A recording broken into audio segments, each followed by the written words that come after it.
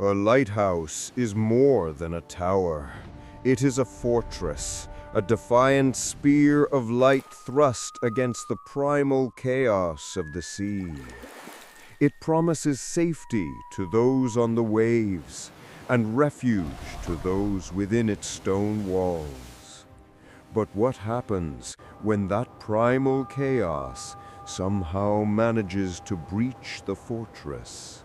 What happens when the keepers, those pillars of reliability, vanish into the absolute silence? This is the mystery of the Flannan Isles, a story of three experienced men, a remote Scottish rock, and a discovery so chilling it remains one of history's most terrifying open cases. The date was December 26, 1900. The Hesperus, a relief vessel captained by Joseph Moore, was finally approaching the Flannan Isles, specifically the tiny, desolate rock known as Island Moore. Moore had known something was wrong for days. The powerful light, which should have been visible for 20 miles, had been dark since December 15th. Now, as they drew closer, the sight was unnerving. No light, no flag hoisted, and no sign of life. On duty were three seasoned veterans: Principal Keeper James Ducat, Second Keeper Thomas Marshall, and Occasional Keeper Donald MacArthur. These men were professionals. They knew the rules. Moore tried to signal with the ship's horn. Silence. He fired a flare. Nothing. Finally, Captain Moore rowed ashore alone. The island greeted him with an immediate, deep, and frightening stillness. Moore's first observation was disturbing. The steel gates to the main platform were closed, but the heavy iron door leading into the lighthouse itself stood open. He stepped inside and called out the men's names: Ducat, Marshall, MacArthur. Only the hollow echo of his own voice replied. He passed through the small entrance chamber, and this is where the terrifying details began. In the kitchen and living area, the world of the keepers had stopped mid-sentence. A plate of cold meat and pickled vegetables sat on the table, a routine meal, half eaten. But the most jarring detail was a chair lying on its side, as if someone had scrambled up from the table in a violent hurry. The clock on the wall had ceased its ticking.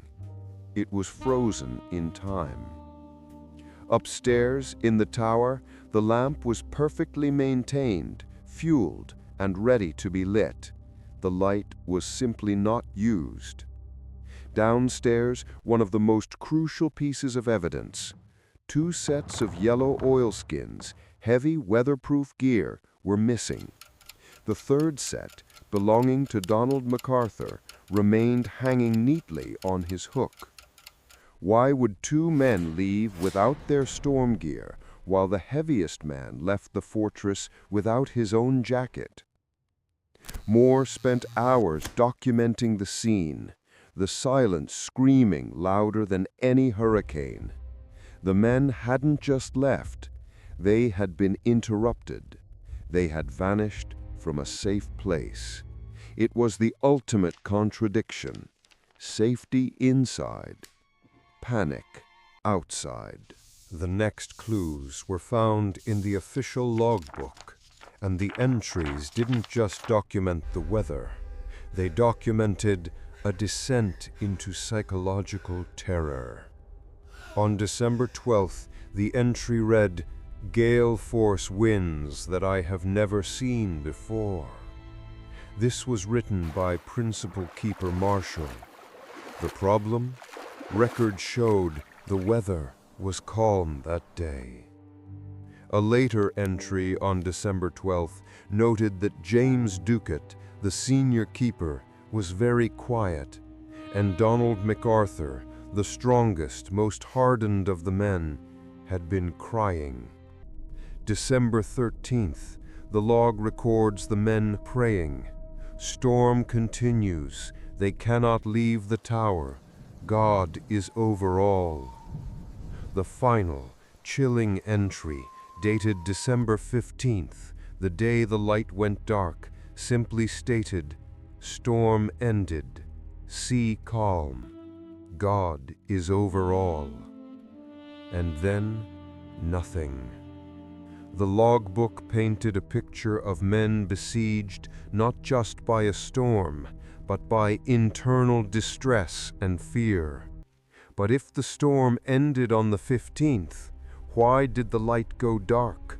And more importantly, what event was so catastrophic that it erased 3 men, yet left a half-eaten dinner on the table? Investigator Robert Muirhead was brought in to make sense of the evidence. He noted the terrible damage to the western landing area. Iron railings were twisted, concrete was gouged, and heavy pieces of equipment had been torn from their moorings. A massive rogue wave, a freak occurrence, hit the platform. The other 2, witnessing their comrade in danger, rushed out to help. It was a moment of panicked heroism that cost them all their lives. Muirhead's theory was designed to be tidy, logical, and officially accepted. It avoided the supernatural and the homicidal. But this explanation has 2 gaping holes that have haunted the mystery for over a century. First, why did 2 men leave without their oilskins in a storm that Muirhead claimed was violent enough to destroy the landing platform? Second, Lighthouse rules explicitly forbade all 3 men from ever leaving the tower together. For 3 seasoned men to violate the core rule of their job simultaneously implies an emergency so severe that it broke their training. If the sea didn't claim them, then perhaps the island itself was the culprit. The isolation of Eilean Moor, 20 miles from civilization, is the perfect petri dish for madness. The murder hypothesis suggests a violent internal conflict. The intense isolation and the confinement of the lighthouse might have caused one of the keepers to snap. MacArthur was known to be a hot-tempered man. Perhaps he argued with Ducat over a rule or a triviality. The log entries about Ducat being quiet and MacArthur crying could be genuine, reflecting an unbearable tension that was about to explode. A struggle ensues. 1 man is killed, the other 2 dispose of the body, then fight each other, or perhaps the killer, in a fit of remorse, ends his own life by jumping into the sea. This explains the overturned chair and the hasty departure. But again, this theory hits the same dead end. The main door to the lighthouse was found open. A killer would secure the evidence. A survivor would secure the door. A ghost would leave it open. The supernatural theory. Long before the lighthouse was built, Eilean Moor had a reputation. Local shepherds refused to stay on the island overnight, believing it was inhabited by the Flannan, or the little men, ancient, malevolent spirits. Legend claimed that anyone who violated the sanctity of the island would be taken. The religious overtones in the logbook, the constant talk of praying, could suggest the keepers genuinely believed they were under spiritual attack. They did not abandon their post. They fled from their post. The question is not what they were running towards, but what they were running from. And what was it on that remote, cold rock that could frighten 3 strong, experienced men into abandoning their post and their fate? Yet the most plausible, yet most terrifying answer lies somewhere between the 2 extremes. It doesn't require a knife or a ghost, only the brutal and unyielding power of the ocean. Let us assume the initial struggle was indeed to secure equipment in a storm. Imagine Thomas Marshall and James Duquette go out. MacArthur, observing a wave of truly apocalyptic scale, a wave that could reach 100 feet in height, starts scrambling for his coat. The wave strikes, tearing his comrades from the rock. MacArthur, seeing the devastation, forgets his coat in a desperate, fleeting moment of humanity.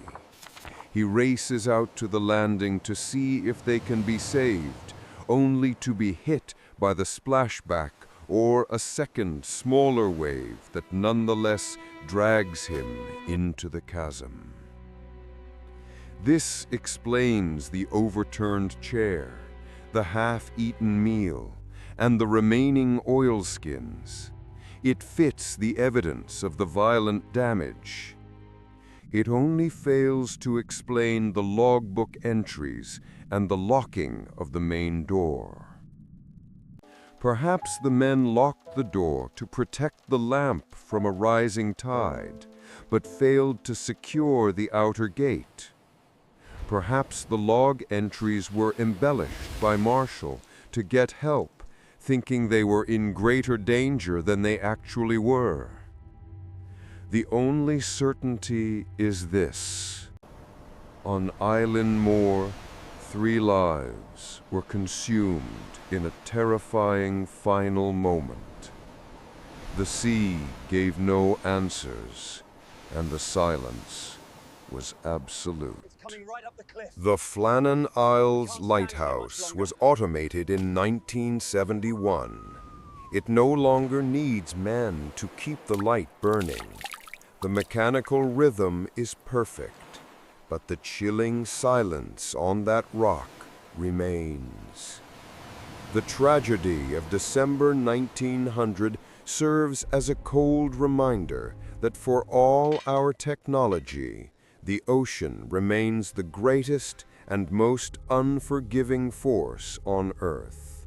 And sometimes the abyss simply takes what it wants, leaving behind only the contradiction of an unanswered question. What do you think happened to the 3 keepers? Was it a freak wave, a murder, or something else entirely? Let me know in the comments below. If you found this historical mystery compelling, please like the video and subscribe for more deep dive analyses into history's darkest true crime cases. We uncover the truth the history books leave out.